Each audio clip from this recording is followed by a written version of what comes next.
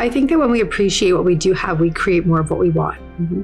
I am often noticing when I'm in a storyline that's not so happy or not so great or not so appreciative, and I will redirect those stories consciously.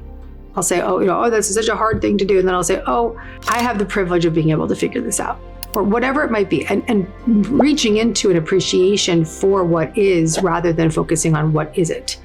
And so that is my daily practice. My brain has been reprogrammed to lean into the possibility and solution seeking and appreciation. It's just repetition of new behavior. You create new neural pathways. That's it. Right. Literally, my brain default is solution. Of course, I have moments where I'm like pulled back into an old story of I can't get help or I can't do this, but I can come back fast. So you've rewired your brain. And now you have a child whose brain you get to wire. Yes. I think a lot of people would like to hear, Gabby Bernstein, the mother, how are you programming your child to incorporate gratitude and spirituality into his life? We talk about angels every night and we talk to the angels, and I pray for the angels to surround him. So he's had that from birth. I teach him to express his feelings. I give him space to talk about his feelings and to give voice to his feelings. I talk about my feelings to him. I speak to him with communication rather than reprimanding. So I practice something called positive discipline, which might look like no discipline, but it's actually quite the opposite. It's communication.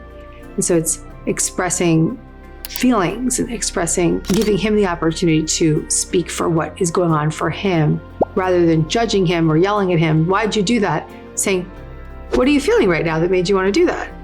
And it doesn't always land, but it's a way of communicating that is far different than shaming and blaming. And so giving him a safe bond is the greatest thing I can do for him, to feel safe, to feel respected, to feel connected. And if he has that, then he can do anything in life. The gratitude piece is hard. My kid's growing up with a tremendous amount of privilege. He doesn't really know, your kid has what they have, right? So we say what we're grateful for at meals. We talk about the abundance that is in our life, but it is still tricky. They know what they experience. And so if he has a lot of nice experiences in his life, or he's able to travel around the world with us, or have whatever he needs, truly, it's not that I wouldn't want that for him, but I also want to be able to instill appreciation and gratitude as well. So that's something I'm working on.